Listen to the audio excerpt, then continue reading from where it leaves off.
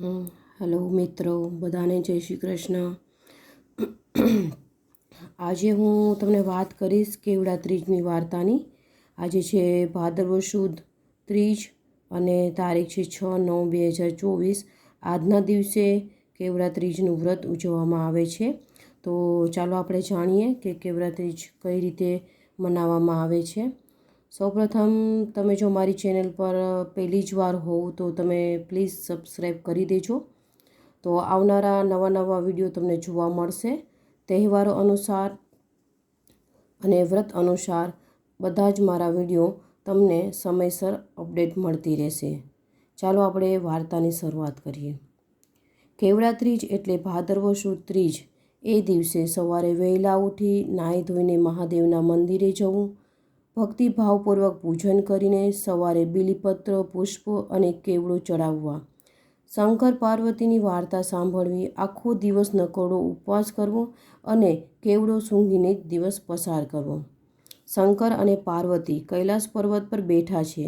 બેઠા બેઠા ગમ્મતની વાતો કરે છે।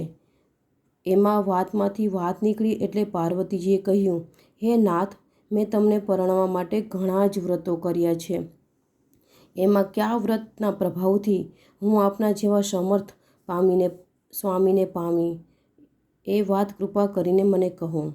આ વાત સાંભળીને ભગવાન શંકર પહેલાં તો હસ્યા અને પછી હસતા હસતા એમને કહ્યું,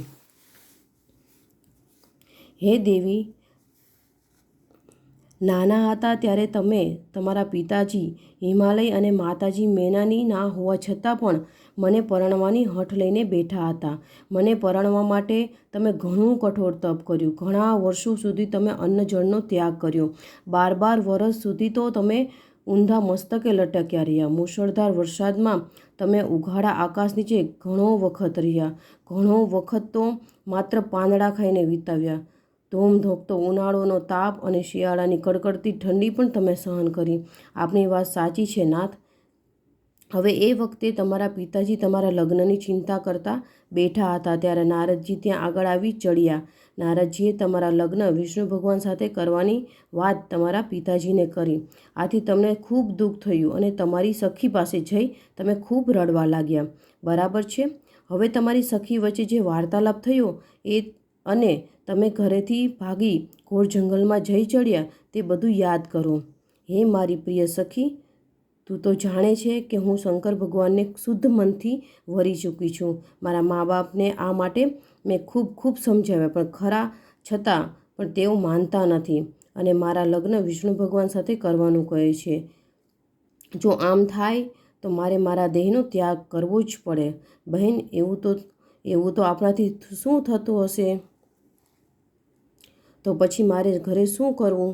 ચાલ, આપણે અહીંથી છાનામાના નાસી જઈએ। હા ચાલ। અને આ પ્રમાણે યોજના ઘડીને બંને સખીઓ ઘરેથી ચાલી નીકળી। ચાલતા ચાલતા બંને એક જંગલમાં આવી ચડ્યા। આ જંગલમાં ક્યાંક મીઠા પાણીના ઝરણા પણ આવતા હતા અને ફળના ઝાડ પણ આવતા હતા।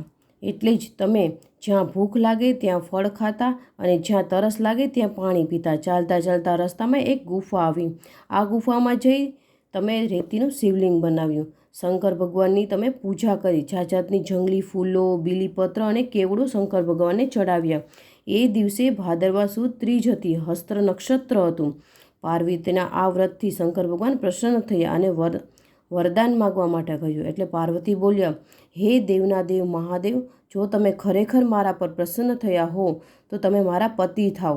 તથાસ્તુ, શંકર ભગવાન બોલ્યા, તમારી માંગણીથી હું સ્વીકારું છું। અને શંકર ભગવાને પાર્વતીજી સાથે લગ્ન કર્યા। બીજા દિવસે ત્યાં આવેલા ઝરણામાં બંને સખીઓ સ્નાન કર્યું અને પછી પારણા કર્યા। થાક અને આખી રાતના જાગરણને કારણે બંને સખીઓને ખૂબ ઊંઘ આવતી હતી, આથી એક ઝાડની નીચે ઘસઘસાટ ઊંઘી ગયા। બીજું બાજુ પાર્વતીના પિતાજી એમને શોધવા નીકળ્યા હતા, એટલે તેઓ શોધતા શોધતા જંગલમાં આવી ચડ્યા। આવીને જોયું તો ઝાડ નીચે સખી સાથે પાર્વતી સૂતી છે। આથી તેમણે જોઈને તેઓ રાજી થઈ ગયા। પિતાજીએ ધીમે રહીને તેમને જગાડ્યા અને ખૂબ વહાલપૂર્વક થઈ તેમને પૂછવા માંડ્યું, અરે બેટી, આવા ભયંકર જંગલમાં તમારે બંને જણાએ શા માટે આવવું પડ્યું? ઘરે તમારા બંનેની માતાઓ કેટલો વિલાપ કરે છે.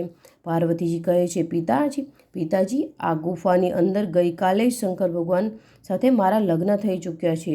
જો તેમની સાથે મારું લગ્ન માન્ય નહીં રાખો તો હું મારા પ્રાણ ત્યજી દઈશ. અને પાર્વતીજીના આ વ્રતના પ્રભાવના કારણે પાર્વતીજીના પિતાજી હિમાલયે પાર્વતીજીની આ વાત સ્વીકારી લીધી. પછી બંને સખીઓએ ઘરે લઈ ગયા. પછી હિમાલયે શંકર ભગવાનને જાન જોડીને પાર્વતીજીને પરણવા આવવાની માટે કંકોત્રી લખી મોકલી. શંકર ભગવાનને હિમાલયની આ લગ્ન પત્રિકા સ્વીકારી અને તેઓ જાન જોડીને વાતે ગાતે પાર્વતી સાથે લગ્ન કરવા માટે આવી ચડ્યા. શંકર અને પાર્વતીના ધામધૂમથી લગ્ન થયા. શંકર ભગવાને કેવડો ચડતો નથી, છતાં પાર્વતીજીએ હરખમાં આવીને જઈને ફૂલોની સાથે કેવડો ચડાવ્યો. એટલે શંકર ભગવાને તેનો સ્વીકાર કર્યો. એટલે આજે પણ આ વ્રતમાં શંકર ભગવાનને કેવડો ચડાવવામાં આવે છે. અને ભાદરવા સુદ ત્રીજના દિવસે આ વ્રત થતું હોવાથી કેવડા ત્રીજ પણ કહે છે. કેટલાક તેને હરિતાલિકા વ્રત પણ કહે છે. આ વ્રત કરવાથી મનોકામના પૂર્ણ થાય છે અને અખંડ સૌભાગ્ય પ્રાપ્ત થાય છે. પાર્વતીજીને શંકર ભગવાન જેવા ફળ્યા તેવા આ વ્રત કરનાર સૌને ફળજો. જય શ્રી રામ. જય શ્રી કૃષ્ણ મિત્રો બધાને.